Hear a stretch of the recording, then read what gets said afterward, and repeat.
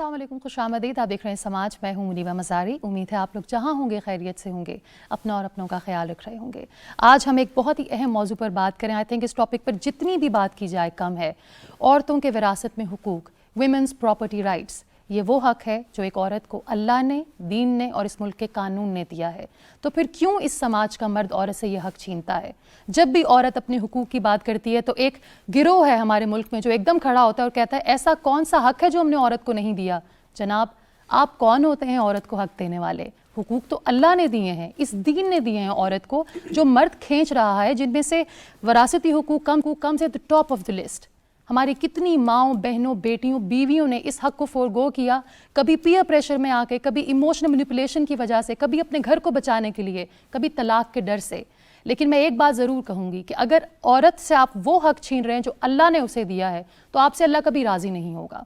मेरी टीम ने एक रिपोर्ट तैयार की है, आइए देखते हैं। इस्लाम ने ख़वातीन को समाजी, कानूनी, मुआशी और सियासी तनाजुर में तमाम बुनियादी हकूक अता किए हैं। इनमें जिंदगी का हक, इज्जत का तहफ़्फ़ुज़, तालीम, जायदाद रखने, विरासत, रजामंदी से शादी, महर, आज़ादी इजहार राय और समाजी सरगर्मियों में शमूलियत जैसे हकूक शामिल हैं। गुज़श्ता तहजीबों और मज़ाहिब में हक़ विरासत के हवाले से मुख्तलिफ रवैये और तरीके राइज थे। विरासत की तकसीम में ख़वातीन की हिस्सादारी इस्लामी शरिया और कवानीन का अहम बाब है। जायदाद में हक मिलने से औरत मुआशी तौर पर ताकतवर और तवाना होती है, मगर हमारे माशरे में जायदाद में हिस्सा मांगने वाली खातून को माशरे में बुरी निगाह से देखा जाता है। और अलमिया ये है कि खातून अगर विरासत में हिस्सा मांगे तो उसके लिए इतनी मुश्किलात पैदा की जाती हैं और कोर्ट कचहरी के इतने चक्कर लगवाए जाते हैं कि वो खातून तंग आकर विरासत में अपना हिस्सा मांगना भी छोड़ जाती है। मगर अब हालात बदल चुके हैं। हुकूमत पाकिस्तान ने इस सिलसिले में जामे कानून साजी की है। वजारत कानून व इंसाफ की तरफ से कानून साजी के हवाले से जारी की गई रिपोर्ट के मुताबिक 2020 में खवातीन के हकूक के तहफ़्फ़ुज़ के हवाले से कानून साजी करके नुमायां कामयाबियां हासिल की गई हैं। वजारत की जानिब से पेश किए गए अहम बिल्स में enforcement of women's property rights act 2020 भी शामिल है। वुमेन्स प्रॉपर्टी राइट्स एक्ट के तहत मुहतसिब के इख्तियार में इजाफा कर दिया गया है। मुहतसिब शिकायत का जायजा लेगा और जरूरत महसूस होने पर मजीद तहकीकात के लिए मुतल्लिका डिप्टी कमिश्नर के स्पुर्द करेगा। एक्ट के मुताबिक अगर खातून को गैर कानूनी तौर पर जायदाद की मलकियत से महरूम रखा गया तो मलकियत खातून के हवाले करने के लिए डिप्टी कमिश्नर्स को हिदायत दी जाएंगी। खवातीन को विरासत में उनके जायज हकूक दिए बगैर हम उनको बाइख्तियार नहीं बना सकते। इसी तनाजुर में हुकूमत पाकिस्तान की जानिब से की गई हालिया कानून साजी खवातीन की खुद मुख्तारी की जानिब एक अहम संग मील साबित होगी। रिपोर्ट आपने देखी। बहुत ही स्टीम्ड पैनल आज हमारे साथ मौजूद है। मैं तारुफ कराती हूँ, हमें ज्वाइन किया है जस्टिस रिटायर्ड नासिरा जावेद इकबाल ने। उनके साथ मौजूद हैं मुफ्ती गुलाम माजिद साहब, आप सीनियर रिसर्च ऑफिसर हैं eight council of Islamic ideology. आप जब भी आते हैं शो पर आप बहुत ही प्रोफाउंड बात करते हैं और लोगों को बहुत ज़्यादा गाइडेंस देते हैं। Then we have Asma Qadeer with us, आप MNA हैं और आपका ताल्लुक PTI से है, जो कि हमें गाइड करेंगी कि गवर्नमेंट ऑफ पाकिस्तान किस तरह औरतों के राइट्स को प्रोटेक्ट कर रही है। And last but not least we have doctor नाजिर Mahmood with us, आप एजुकेशनिस्ट हैं और हम इनसे ये जानेंगे कि जब इंसान दूसरे इंसान की हक तलफी करता है, क्या ये तरबियत की कमी होती है या तालीम की? आप सब के आने का बहुत बहुत शुक्रिया। मुफ्ती साहब, आपसे गुफ्तगू का आगाज़ करूँगी। मर्द को ये खुशफहमी क्यों है कि वो है औरत को हक देने वाला और उसको सारे इख्तियार हैं कि वो औरत से हक भी छीन ले, जिसमें जायदाद का हक भी शामिल है? बिस्मिल्लाहिर्रहमानिर्रहीम, बहुत शुक्रिया। ये खुशफहमी ना कहें, इसको बहुत ज़्यादा गलतफहमी कहें। मर्द को कोई इख्तियार नहीं है बतौर ख़ास जायदाद और विरासत के हवाले से कि वो हक कहे कि मैंने दिया है या ये कहे कि मैं छीन सकता हूँ। ये वो हक है जिसके बारे में कुरान पाक में इरशाद है, लिर्रिजालि नसीबुम मिम्मा तरकल वालिदानि वल अक़रबून वलिन्निसाइ नसीबुम मिम्मा तरकल वालिदानि वल अक़रबून मिम्मा क़ल्ल मिन्हु व कसुर। इसके आगे अल्फाज हैं। इसका मफ़हूम ये है कि वालिदैन ने या रिश्तेदारों ने जो माल, जो विरासत छोड़ी है, उसमें मर्दों का भी हक है, उसमें औरतों का भी हक है। और आगे अल्फाज ये हैं कि ये जायदाद थोड़ी हो या ज़्यादा, दोनों का हक है। और नसीबम मफरूज़ा कह के बता दिया कि यह हक मुकर्रर और तयशुदा है अल्लाह की तरफ से। यानी अल्लाह ने तय किया है کوئی انسان یہ دعویٰ نہیں کر سکتا کہ میں نے دیا یا میں لے سکتا ہوں. جی یہ بالکل ناجائز اور آپ سمجھیں کہ گناہ کبیرہ کے زمرے میں یہ بات آتی ہے کہ کسی بھی وارث کو اس کی وراثت سے محروم کیا جائے. یہ تو قرآن پاک کی آیت تھی. حدیث رسول میں ارشاد یہ ہے من قطع میراث وارثہ قطع اللہ میراثہ من الجنہ، کہ جو کسی وارث کی میراث کو کاٹے گا یعنی اس کو اس حق سے محروم کرے گا تو اللہ اس کو جنت سے محروم کرے گا. اللہ اس کی جنت سے جو وراثت ہے اس کو محروم کر دے گا. پھر وراثت کے حوالے سے جب مسائل بیان ہو چکے قرآن پاک میں سورۃ النساء میں، تو آخر میں ایک بہت پیارا جملہ یہ ارشاد فرمایا گیا کہ تلک حدود اللہ، یہ اللہ کی حدیں ہیں. یعنی اللہ نے ایک حد بندی مقرر کی ہے، جی اس سے تجاوز نہیں کرنا. اور پھر دونوں کا بیان کر دیا کہ جو فرما برداری کرے گا ان حدوں کی ان کے لیے تو جنت ہے، اور فرمایا کہ جو نافرمانی کرے گا یعنی ان حدوں کی خلاف ورزی کرے گا ان کے بارے میں کہا میں ان کو جہنم میں داخل کروں گا اور ان کے لیے ذلت آمیز عذاب ہوگا. تو یہ بہت ہمارے معاشرے کی آپ سمجھیں کہ ایک کمزوری ہے جو بہت دور تک جا چکی ہے، اور خوشائند بات ہے کہ اس حوالے سے قانون سازی کی آواز اٹھ رہی ہے اور قانون بن رہے ہیں. بالکل مزید بات آگے بڑھتی ہے تو انشاءاللہ میں کچھ اور باتیں بھی عرض کرتا ہوں. ضرور ضرور. جسٹس صاحبہ آپ سے پوچھنا چاہوں گی کہ پاکستان کا قانون کس طرح عورتوں کے وراثتی حقوق کو پروٹیکٹ کرتا ہے؟ جی اب تو قانون میں یہ صورت ہے کہ رولز یہ کہتے ہیں کہ جس وقت کوئی شخص فوت ہو تو جو علاقے میں پٹواری کوئی ہے وہ ساری لسٹ وراثت کی بنا لے اور پھر ان کو ان کے حقوق جو ہیں اس کے حساب سے دے دے. اور یہ ہے کہ 1 سال عورت اپنا حصہ نہ بیچ سکے تاکہ یہ یقینی بات ہو جائے کہ she doesn't transfer it under pressure to anybody else. So I think this is a good idea. This is one way that woman can get her share. The other thing is جیسے ابھی بات ہوئی کوئی general صاحب ہیں، ان کی بیگم تھی، ان کا شیئر تھا اور ایک بھائی تھا 4 بہنیں، تو بھائی نے ساری جائیداد مل لی اور بہنوں کو کچھ نہیں دیا، تو یہ کچھ اپنی اس میں رہ گئی مروت میں اور انہوں نے نہیں مانگا. لیکن افضل اللہ نے 1996 میں یہ فیصلہ کیا تھا اگر عورت 28 سال کے بعد آئے which is time barred, she will get her share.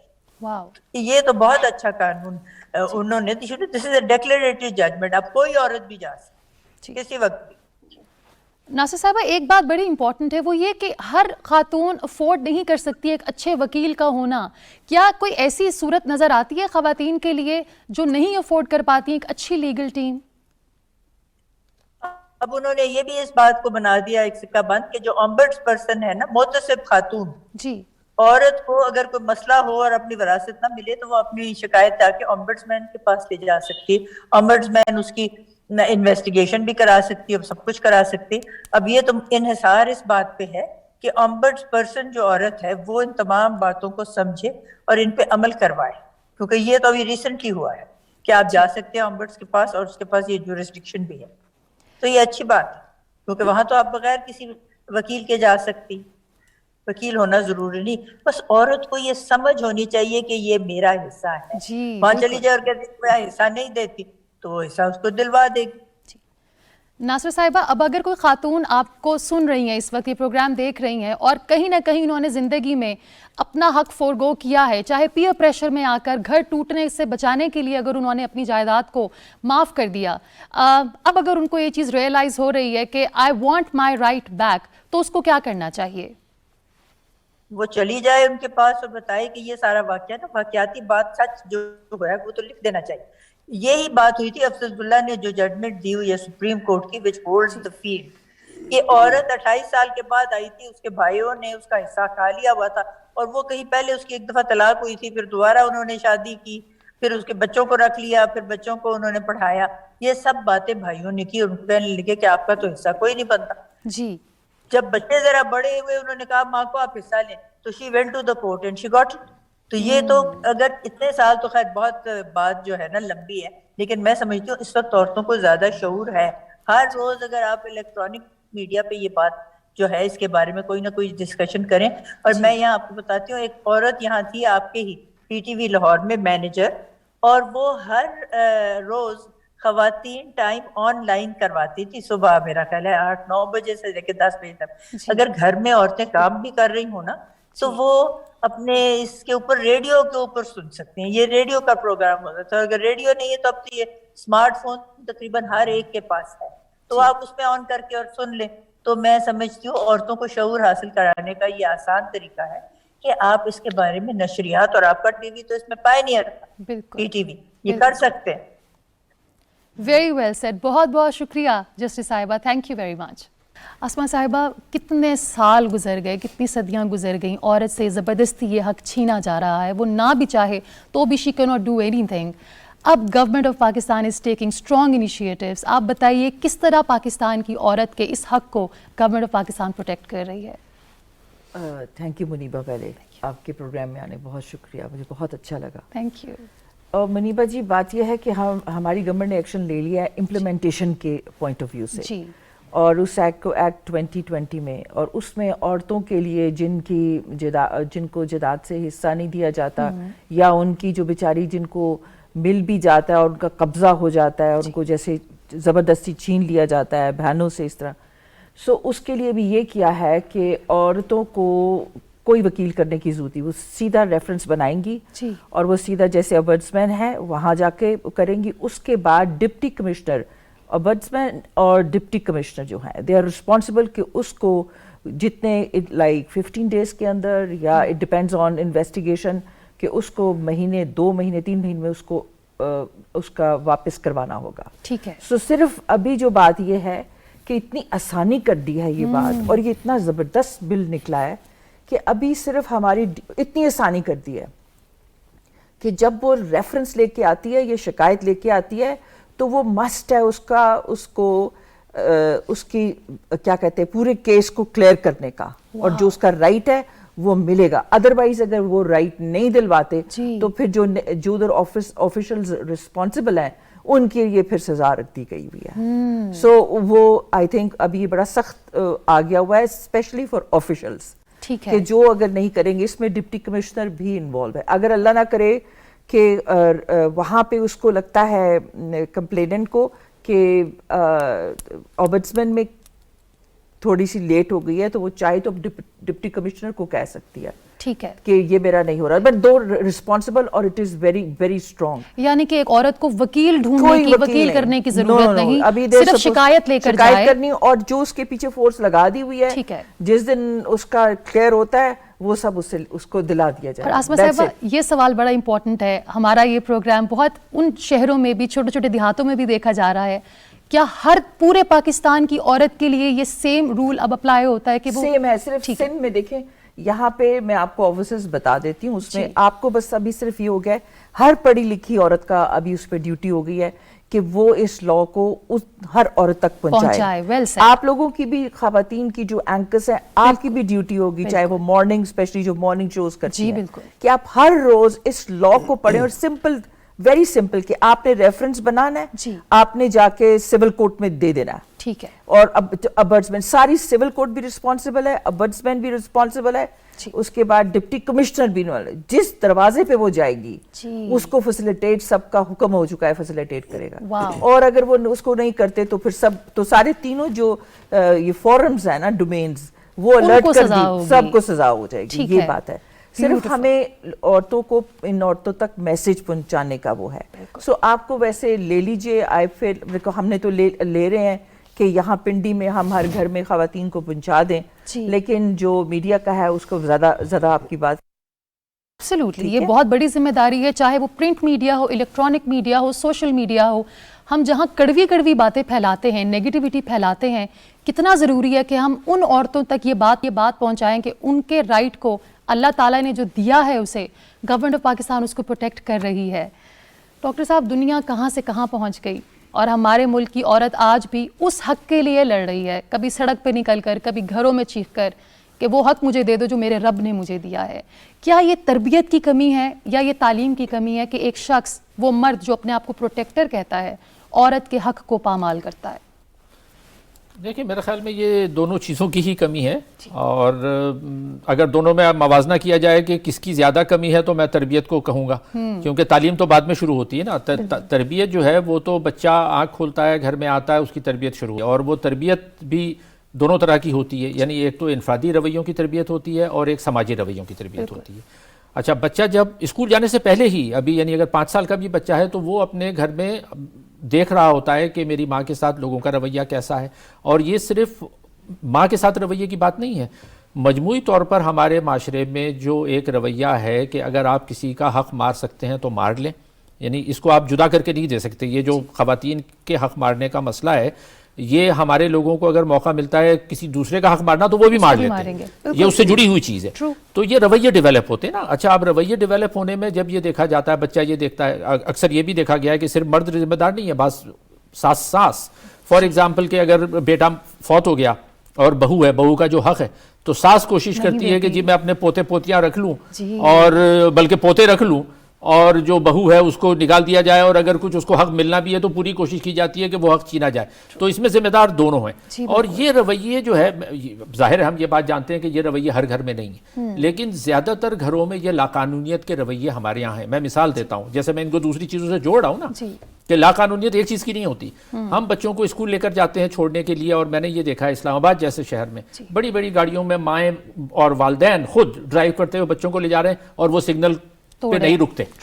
تو یعنی بچے کی آپ اسی وقت سے تربیت یہ کر رہے ہیں کہ جی سگنل اہم نہیں ہے، اور یہ ایک میسج ہوتا ہے کہ قانون اہم نہیں ہے۔ اور جب آپ کی گٹھی میں بچوں کی شروع سے یہ بات آپ والدین ڈال دیتے ہیں کہ جی قانون اہم نہیں ہے، چاہے وہ ٹریفک کا قانون ہو، کسی کے حق مارنے کا قانون ہو، تو وہ رویے بڑے ہوتے ہوتے مضبوط ہو جاتے ہیں۔ تو بنیادی طور پر تو یہ تربیت کی بات ہے۔ اچھا، تربیت کے بعد آ جاتی ہے تعلیم، یعنی اور تعلیم ظاہر ہے اس کا آغاز علم جو حاصل کیا جا رہا ہے اسکول میں یا مدرسے میں، جہاں پر بھی، وہاں پر کیا چیزیں سکھائی جا رہی ہیں اور کیا چیز نہیں سکھائی جا رہی۔ ہمارا زیادہ زور بہت ساری چیزوں پر ہے، ہم بہت جس کو رٹا لگانا کہتے ہیں کہ یہ یاد کر لو، وہ یاد کر لو، حساب پڑھ لو، سائنس پڑھ لو، لیکن وہاں پر بھی آپ ابھی بھی نصاب اٹھا کر دیکھ لیں، اس میں بہت کم توجہ اس چیز پر ہوتی ہے کہ آپ اچھا انسان بنائیں۔ کیریکٹر بلڈنگ نہیں ہے، کیریکٹر بلڈنگ نہیں ہے، اچھا انسان بنانے کی کوشش نہیں کی جا رہی، ایک ذمہ دار شہری بنانے کی کوشش نہیں کی جا رہی۔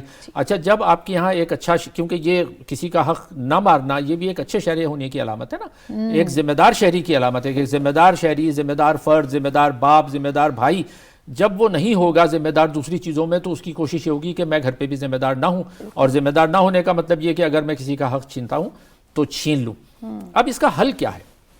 حل اس کا یہ ہے، ایک تو یہ کہ تربیت میں ہماری گھر کی سطح پر بھی دونوں انفرادی اور سماجی رویے بہتر کرنے کی ضرورت ہے، جس میں یہ چھوٹی چھوٹی چیزیں جو میں نے بیان کی وہ بھی آ جاتی ہیں، اور تعلیم میں ہمیں شروع سے ہی ایسی چیزیں، ایسا مواد ڈالنا چاہیے۔ ابھی بھی جو نیا بھی جو نصاب آیا ہے، میں خود چونکہ تعلیم کے شعبے سے میرا تعلق ہے، اس کو بھی میں نے دیکھا ہے، ایک اچھا کام کرنے کی کوشش کی گئی ہے، لیکن اس میں بھی جو کمی ہے وہ کمی یہی ہے کہ اس میں بھی زیادہ تر زور جو ہے کہ یہ یاد کر لو، وہ یاد کر لو، وہ یاد کر لو۔ اچھا، یاد تو کر لو، لیکن رویے تبدیل ہو رہے ہیں یا نہیں ہو رہے ہیں، اس پہ زور نہیں ہے۔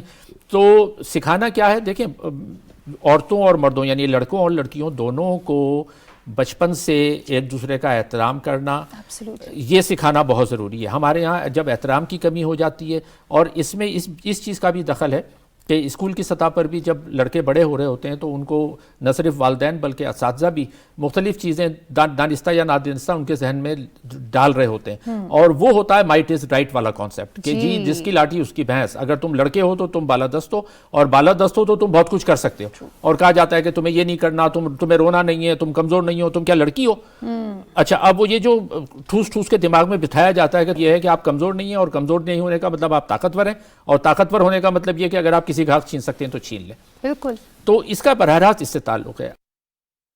ایک تو یہ مردوں یا لڑکوں کو اس چیز کی تربیت پرائمری، سیکنڈری اور یونیورسٹی لیول تک یہ دینا۔ بالکل۔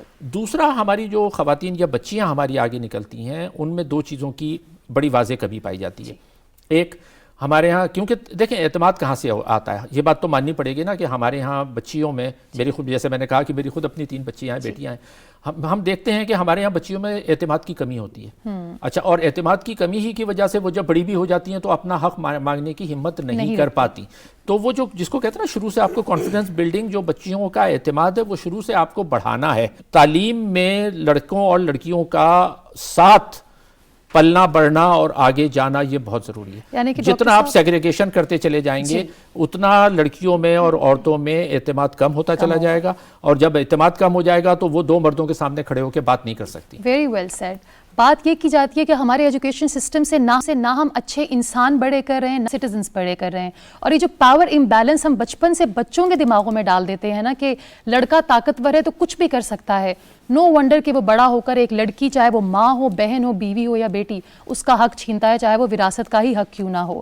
کچھ متس ہیں جو کہ مفتی صاحب ہم جب بھی بات کرتے وراثت کے حقوق کی تو بہت سے مرد اٹھ کر یہ کہتے ہیں ہم نے اپنی بیٹی کو پڑھا لکھا کر باہر سے تعلیم دلا دی، اس کو پی ایچ ڈی کرا دی، اس کو پڑھا دیا، اب جائیداد کا لے کر وہ کیا کرے گی. یا پھر یہ کہا جاتا ہے کہ ہم نے اتنا قیمتی جہیز بنا کر دیا تو اب بھی اس کو جائیداد میں حصہ چاہیے. تو سب سے پہلے تو یہ بتائیے کہ کیا جہیز دینا ایک اسلامی فعل ہے یا نہیں؟ دوسری بات، اگر آپ بچی کو پڑھا رہے ہیں تو اس کا مطلب ہے جائیداد سے اس کا کوئی تعلق نہیں؟ یہ بہت اہم سوال ہے اور ہمارے معاشرے میں یہ ذہنیت بہت زیادہ ہے. جی.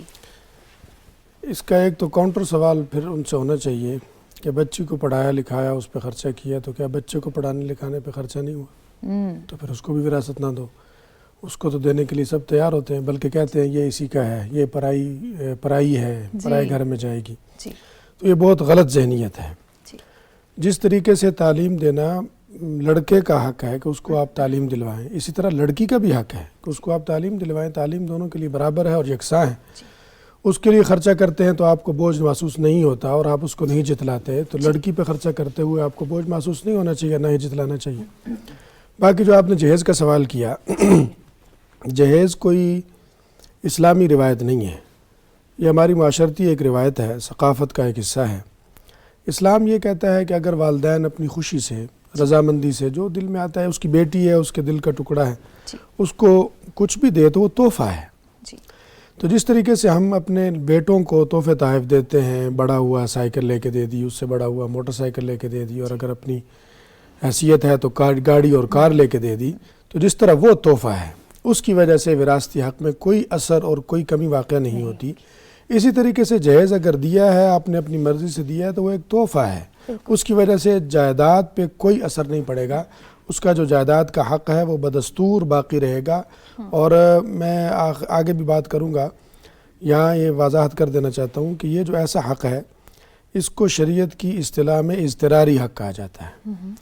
یعنی آپ اگر کسی چیز کے مالک بنتے ہیں تو کسی عقد کے ذریعے بنتے ہیں. مثلا یہ چیز آپ کی ہے تو میں خریدوں گا تو مالک بنوں گا، تو ورنہ نہیں بن سکتا. یا آپ مجھے گفٹ کریں تو میں مالک بنوں گا، ورنہ نہیں بن سکتا. لیکن وراثت ایسی چیز ہے کہ اس میں کوئی بھی عقد نہیں کرنا پڑتا. جو مورث ہے وہ دنیا سے گیا تو وراثت آٹومیٹک خود بخود ان کی ملکیت میں آ گئی. جو شرعی وارث ہیں وہ خود بخود مالک بن گئے.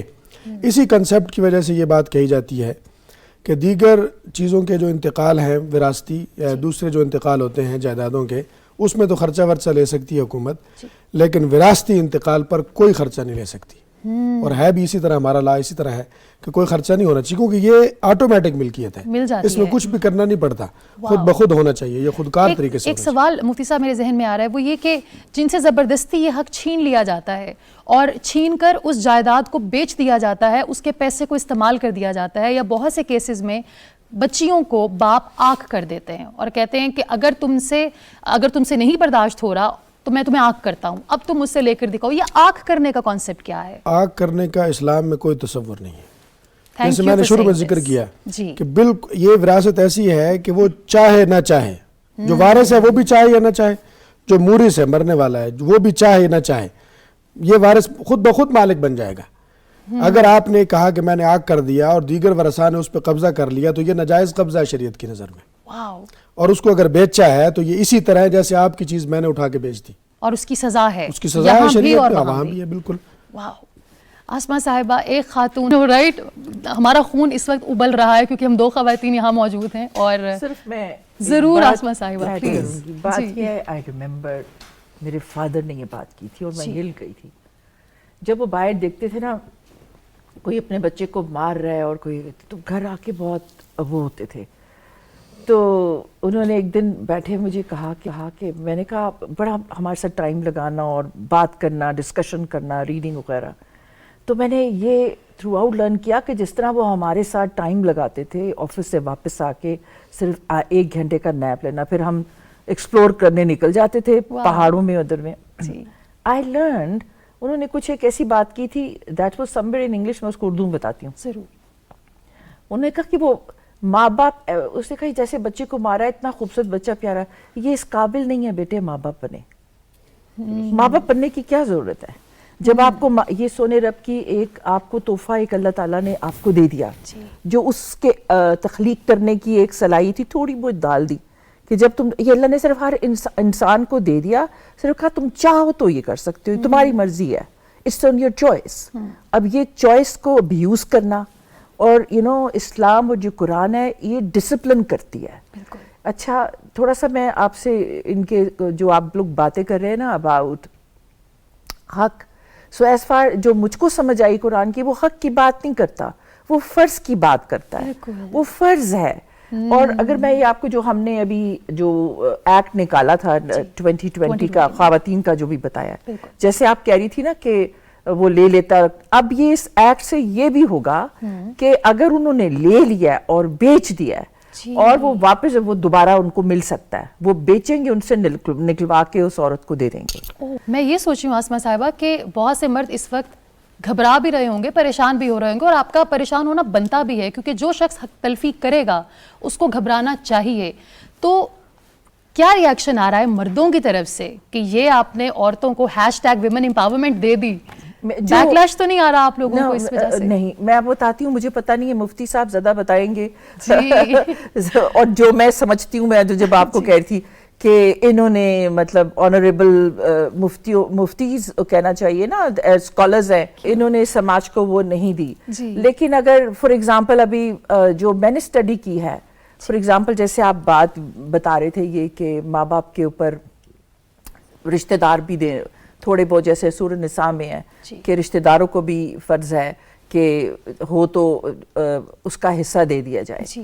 لیکن اگر آپ قرآن کی سورہ نساء اور جو سپارہ محسنات ہے اور سورہ نور کی جو ساری آپ کمبینیشن کر کے، تو اس میں جو کمیونیکیٹ ہم کو ہو رہا ہے نا، جو میسج کلیئر سمجھ آ رہی ہے، وہ یہ ہے کہ اٹ از آن، اللہ تعالیٰ نے مرد پہ ڈال دی ہے ڈیوٹی، جو فرض کر دیا، اس کو سمجھ نہیں آئی ہے. اللہ نے ایک جگہ کہا کہ سورہ جب پارہ محسنات شروع ہوتا ہے کہ آپ جب اچھے گھرانے میں شادی کر کے تو کیسے کرنی ہے، آپ کی کیسے ہونی چاہیے، آپ کا برابر کا ہونا چاہیے، پھر اگر نہیں کرو تو لونڈیا سے کر لو، وہ بھی ریزنز ہیں. لیکن سورہ نور پہ اگر آپ ان کو کنیکٹ تو کہے جب تک میں تم پھر رحمت نہ آ جائے، یعنی جو دنیا کی ڈیمانڈ ہے، اسٹیٹس ہے، ایجوکیشن ہے، ڈسپلن ہے، یہ ڈسپلن کرتی ہے. مجھے یہ بک لگتی ہے کہ یہ ڈسپلن کر رہی ہے.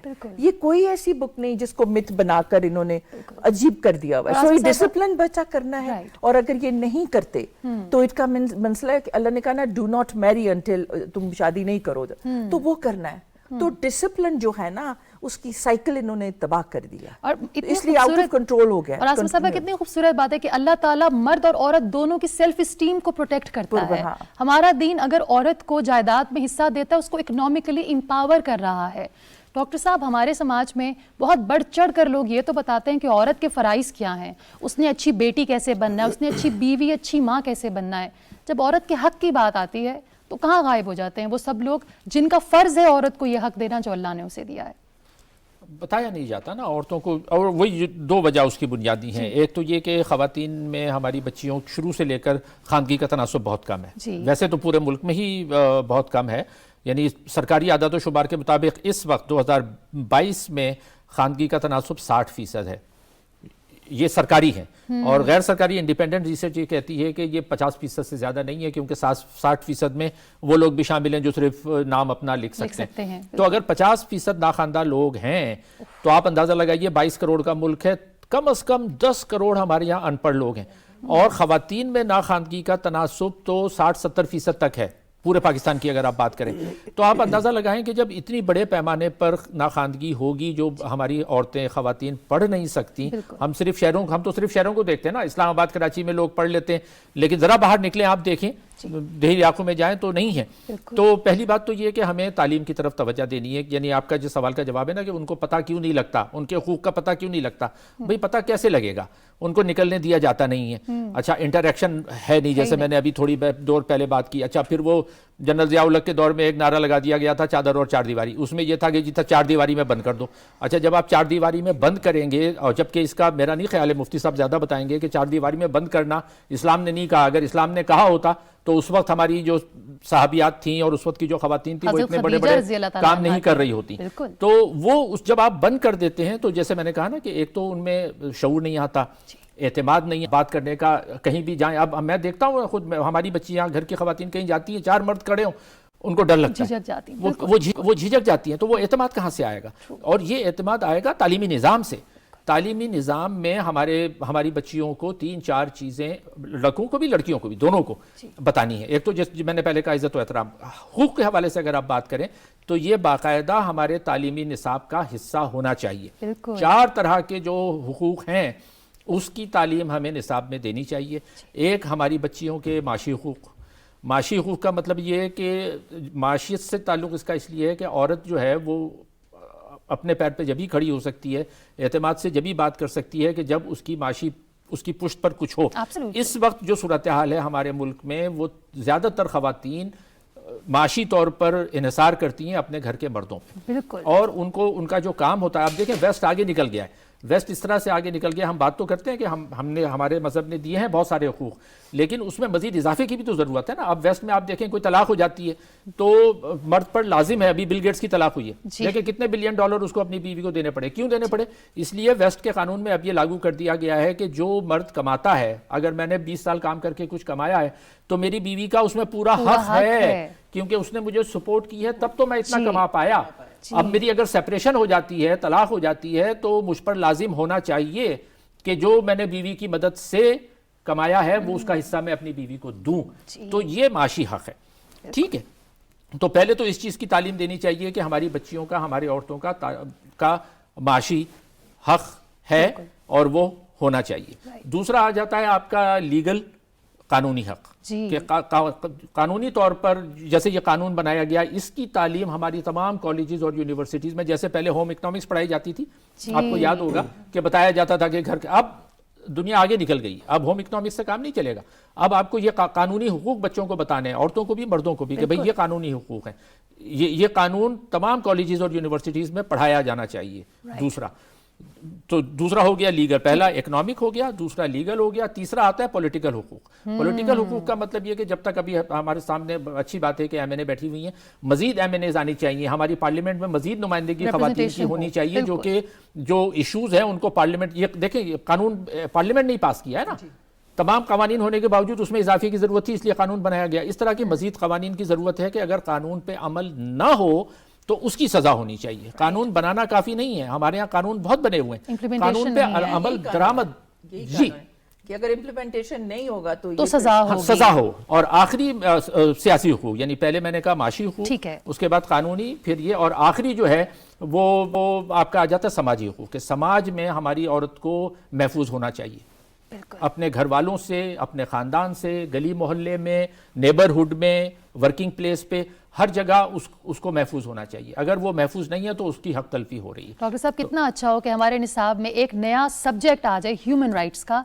जिसके अंदर ये तमाम हुकूक शामिल हों, जिसमें हमें प्रोग्राम्स करने की ज़रूरत ना पड़े। एक छोटी बच्ची भी ये बात जानती हो कि ये तमाम हुकूक मुझे दीन भी देता है, अल्लाह भी देता है, इस मुल्क का कानून भी देता है। अल्लाह करे हमारी आवाज़ उन लोगों तक चली जाए। आसमा साहिबा, थोड़ी सी आप भी हेल्प कीजिएगा, शायद हम इसको एक सब्जेक्ट बनाकर बच्चों को बचपन से पढ़ाना शुरू कर दें। ये मैं एजुकेशन कमेटी में मेंबर हूँ और ये हो रहा है, और ये इंक्लूड तो प्राइम मिनिस्टर ने तो पहले दिन ये कहा था कि इंक्लूड करना है, बहुत पहले से कहा हुआ है, अल्लाह करे इंक्लूड हो भी चुका हुआ है। लेकिन मुझे ये श्योरिटी मैं नहीं भी कह सकती कि वो उसके ऊपर पब्लिश होगी बुक्स के नहीं अभी, और कौन सी ग्रेड को हुआ है, क्योंकि ये चल रही थी बात। और अगर ये पब्लिश हो जाएगी तो आई प्रॉमिस यू कि एक प्रोग्राम हम इस पर करेंगे इंशाल्लाह, और हम बच्चों को ये बताएंगे कि दिस इज द सब्जेक्ट जो आपको पढ़ना लाजिम है। मुफ्ती साहब, एक बहुत ही कड़वा सच है हमारे समाज का जो शेयर करूंगी। मेरा ताल्लुक रहीम यार खान से है, एक ऐसा इलाका जहाँ पर फ्यूडल लॉर्ड्स का बहुत कल्चर है, और मेरी अपनी एक क्लास फेलो, मैं उनका नाम डेफिनेटली कोट नहीं करूंगी, उनकी शादी कुरान से करा दी गई, और वो इसलिए करा दी गई कि अगर बाहर कहीं शादी करेंगे तो इतनी जायदाद बेटी के साथ चली जाएगी। वो लड़की आज भी कुरान से निकाह में बैठी है और वो घर पे है। ये किस दौर में रहते हैं हम? मतलब میرے ساتھ کی بچی، میرے ساتھ کی دوست، ہم اکٹھے اسکول جاتے تھے مفتی صاحب، اور وہ آج بھی گھر میں بیٹھی ہے، اور جب بھی اس سے پوچھتے ہیں تو کیسی ہو، تو وہ کہتی ہے میں کیسی ہو سکتی ہوں، مجھے قرآن سے باندھ کر بٹھایا گیا ہے. کیا کہنا چاہیں گے؟ یہ انتہائی زیادہ افسوسناک بات ہے. اسلامی نظریاتی کونسل نے بہت پہلے اس حوالے سے سفارشات دی تھیں اور اس حوالے سے یہ قرار دیا تھا کہ قرآن سے شادی کی جو رسم ہے نہ صرف اس کا دین سے کوئی تعلق نہیں جی بلکہ اس میں جرم در جرم شامل ہیں. اس بچی کو شادی کے جائز قانونی شرعی حق سے محروم کیا، جی اس کو جائز وراثتی حق سے محروم کرنے کا آپ کا ارادہ ہے. جی 2 جرم. تیسرا جرم اس کے اندر قرآن پاک کی توہین ہے. بالکل. قرآن پاک اس لیے تو نہیں آیا. قرآن پاک تعلیم کی کتاب ہے، جی قرآن پاک عمل کی کتاب ہے، نہ کہ شادی. یہ تو کیا ہے کہ جاہلیت کی بہت اعلیٰ درجے کی مثال ہے، جاہلیت کی بہت اوپر کی مثال ہے یہ. بالکل. اور اس حوالے سے میں یہ سمجھتا ہوں کہ تمام طبقات کو یکساں طور پہ کام کرنے کی ضرورت ہے. پارلیمنٹیرینز کام کر رہے ہیں. یہ تو افسوس کی بات یہ ہے کہ پی پی سی کے اندر یہ سیکشن موجود ہے کہ جو قرآن سے شادی کرے گا یا کرائے گا اس کے لیے سزا موجود ہے، اور جنہوں نے یہ بل بنایا تھا انہی کے گھر کے اندر یہ واقعات ہوئے. تو قانون بنا کے چراغ تلے اندھیرا، بلکہ اس سے بھی آگے کیونکہ مثالیں ہیں. جی تو میں یہ کہوں گا کہ تمام طبقات کو اس پہ کام کرنا چاہیے. بالکل. علماء جو اہل علم ہیں وہ ممبر اور محراب سے یہ گفتگو کرنا چھوڑ گئے ہیں، یا کم لوگ ہیں، ایسے ہیں چند لیکن بہت کم ہیں. جی یہ تعداد بڑھانے کی ضرورت ہے کہ ممبر اور محراب سے، جیسے میڈم نے کہا، یہ بہت زیادہ ضرورت ہے. لوگوں کی ذہن سازی وہاں سے ہوتی ہے، لوگ مسجد اور محراب کے ساتھ متعلق ہوتے ہیں، وہاں بھی ضرورت ہے. پھر یہ آپ کا جو ٹی وی ٹاک شوز ہیں ان کے اندر یہ باتیں ہونی چاہیے. پھر اب اگر ٹی وی کسی گھر میں نہیں ہے تو سوشل میڈیا موجود ہے. بالکل. تو سوشل میڈیا پر ایسے ایکٹیوسٹ ہونے چاہیے جو لکھیں اور ان چیزوں کو باور کرائیں، تب یہ تبدیلی آئے گی، ورنہ بہت مشکل ہے. مفتی صاحب میری حسن میں آپ کی طرف آتی ہوں. میری ایک خواہش یہ ہے کہ کسی جمعے کے خطبے میں مولانا صاحب جو لوگ بیٹھے ہیں نا ان کو وہ یہ بتائیں کہ اللہ تعالیٰ نے عورت کو جو حق دیا ہے اگر تم اسے پامال کرو گے تو تم اچھے مسلمان نہیں ہو. کیوں نہیں ہوتا؟ ہمارے ہاں مولانا کرام کیوں اس بات پر زور نہیں دیتے؟ ہم کیوں صرف جنت اور دوزخ کی بات کرتے ہیں خطبوں میں؟ ہم کیوں حق کو اگر آپ پامال کرو گے تو آپ اچھے انسان نہیں بن سکتے، اس پر بات کیوں نہیں ہوتی؟ بہت اہم بات ہے یہ. ہم بھی یہ کہتے ہیں، بلکہ اسلامی نظریاتی کونسل نے تو یہ کیا صدر پاکستان کے کہنے پر، جی ایسے کچھ خطبات اور ان کے عنوان مقرر کیے ہیں جی کہ آپ کو معاشرے کی اصلاح کے لیے بہت سے عنوان منتخب کرنے پڑیں گے. ان میں یہ جو خواتین کی وراثتی حقوق ہیں اور خواتین کے جو حقوق ہیں ان پر مستقل ہم نے چیپٹر مقرر کیے ہیں. تو ہم بھی یہ درخواست کریں گے اپنے طبقے سے کہ اس پہ گفتگو کیا کریں، لوگوں کی ذہن سازی اس حوالے سے کیا کریں. یہ بہت اہم ذمہ داری ہے. شاید آسمہ صاحبہ اور میری بات کیونکہ ہم خواتین ہیں آپ کو بری لگی ہو، مفتو ایک مرد ہیں، انہی کی بات آپ مان لیجئے. جاتے جاتے کوئکلی آسمہ صاحبہ کیا کہنا چاہیں گے؟ جو آپ بتا رہی تھی اپنی فرینڈ کی جس کی قرآن سے ہے، تو کوئی بھی یہ جو قانون ہے یہ ہر عورت کو الاؤ کرتا ہے، گھر آنے کی جو الاؤ کرتا ہے. اگر آپ کی فرینڈ نے اس کی ہو گئی، آپ یہ شکایت ڈلوا سکتی اور اس کی جان چھوڑوا سکتی. یہ قانون ہر عورت کو، ہر شخص کو اجازت دیتا ہے، فیسیلیٹیٹ کرتا ہے.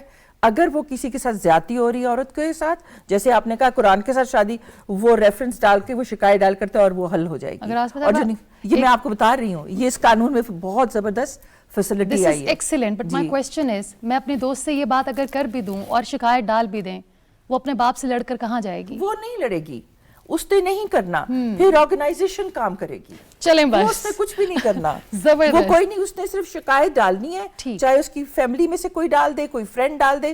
اگر اس کا حصہ بھی کسی کا چلا گیا ہے، قبضہ ہو رہا ہے، میں ڈال سکتی ہوں، کوئی بھی ڈال سکتا ہے، اور وہ ایکشن ہوگا، اس کو ریلیف ملے گا. دیٹس واٹ ایکچولی قانون یہ بتا رہا ہے. میری دوست اگر آپ یہ پروگرام دیکھ رہی ہیں، اٹس اے گریٹ نیوز، اور نہ صرف ان کے لیے بلکہ تمام خواتین کے لیے. نو یور رائٹس، اپنے حقوق کو سمجھیے. آپ سب کا بہت بہت شکریہ، تھینک یو سو مچ آپ لوگوں کے آنے کا. اسٹوری آف دا ویک کا ٹائم ہوا ہے. آج سیدہ انیلا طالب سے آپ کی ملاقات کرائیں گے. You are named as world's first poetess in International Book of Records for writing poetry with 99 names of Allah. وہ کون ہیں؟ آئیے دیکھتے ہیں.